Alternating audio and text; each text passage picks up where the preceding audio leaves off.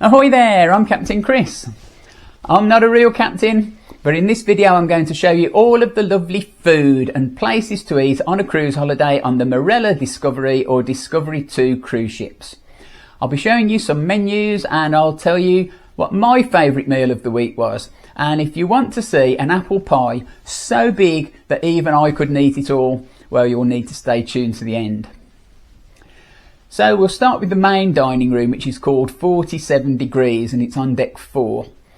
It's a lovely restaurant with great views out to sea and it's open for breakfast, lunch and dinner. We had no trouble getting seated here. Remember that these ships only hold a maximum of 1,836 passengers, but if you do arrive at the peak time of 6:30 to 7:30, you may have to wait or take a pager until a table becomes available. The menu varies each day, with a few staples being ever present, and there are vegetarian, vegan and gluten-free options on this menu and all the menus on these ships. I really enjoyed their beef Wellington and they present the food really well, as you can see from this Shoe Swan dessert, which is a mini work of art in itself. And give it a try for breakfast too, and try their incredible French toast, which is a fantastic way to start your day. Above here on deck 5 is a gallery restaurant looking down on the diners below, and that's split into two halves. On one half is Gallery 47, which serves beautiful Italian food, and in here they're only open for dinner.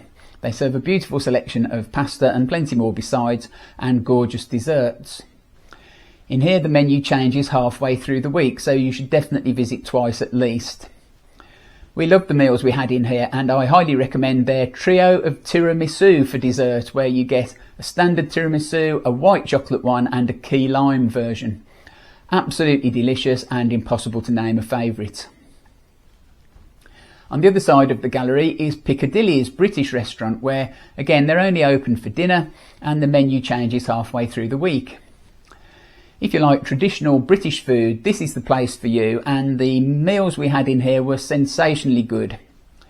We got these crisps and dips on arrival, which was a lovely treat while we were perusing the menu, and then look at this for a starter to share. Welsh rarebit with bacon jam, chicken and black pudding terrine with pear and onion chutney, and haggis bonbons with Marmite mayo.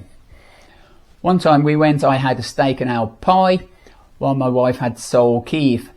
But the star of the show is the Arthur Duke Pastry Duo Sharer, which has 2 servings of pork Wellington and 2 of beef and mushroom crown, and this was undoubtedly my standout meal of the week. Up on deck 9 is the Glass House, which has an indoor pool and some hot tubs. Here they have a servery where you can get breakfast, lunch, dinner and late night snacks until 1 AM.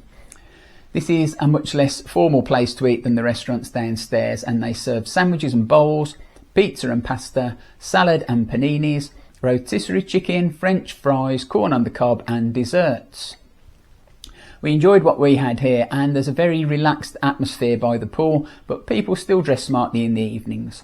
It's definitely worth a try during your cruise. Also on deck 9 is the Snack Shack, which is a grab and go style venue. It's only open from 11:30 AM until 6, but its position next to the main outdoor pool makes it an ideal place to grab something and either eat it on the seating that's there or take it with you back to your sun lounger.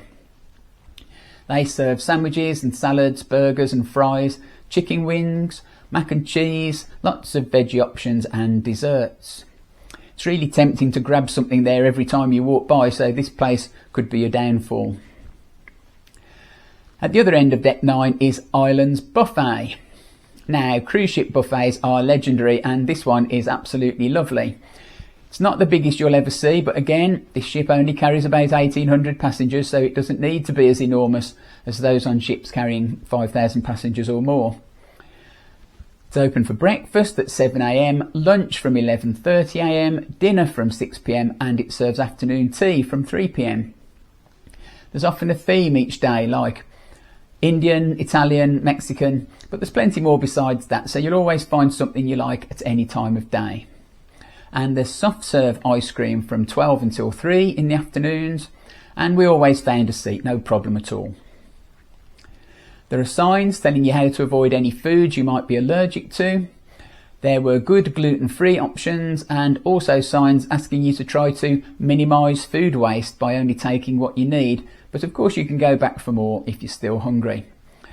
And there's red, white and rosé wine and Foster's Lager on tap for you to help yourself to all day, although not at breakfast time, but personally I don't want lager for breakfast. We love the buffet and ate here every day, and the good news is that all of the restaurants and venues that I've talked about so far are included in your fare, so you've got a lot of choice without paying anything extra at all. In addition to these venues though, there are just a few more up on the top deck that are well worth trying, but they do come at an additional cost. Up to deck 11 then, and you'll find a bar called Bar 11, and surrounding that are 3 super restaurants.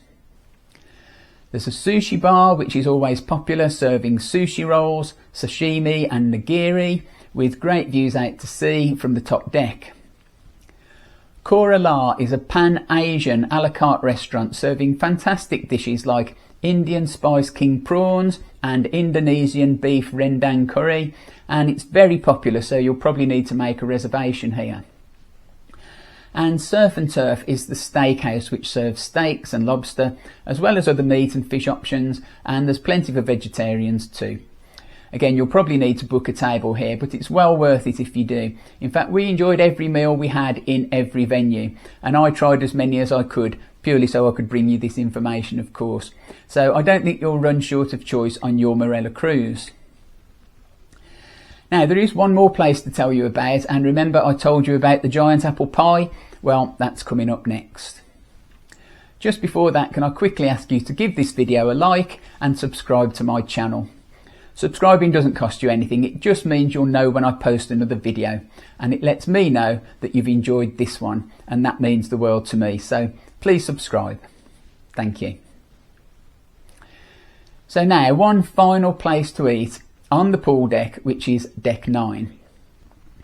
The outdoor pool there is lovely, and the whole area gets well used for activities, quizzes and games that are held here each day, and there's a cinema screen up there too, as well as another screen in the Squid and Anchor pub.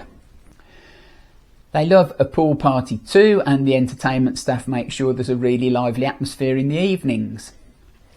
It's up here they host a poolside barbecue at 5 p.m, but it might only be once or twice per cruise, so watch out for it in your cruise news newsletter each day. And it was here that they served the biggest apple pie you've ever seen. Try as I might, I couldn't finish it all. So how much apple pie can you eat? Do you think there's enough choice of restaurants? Or maybe you think alcohol should be available before 10 a.m? Let me know in the comments below, and until next time, thanks for watching.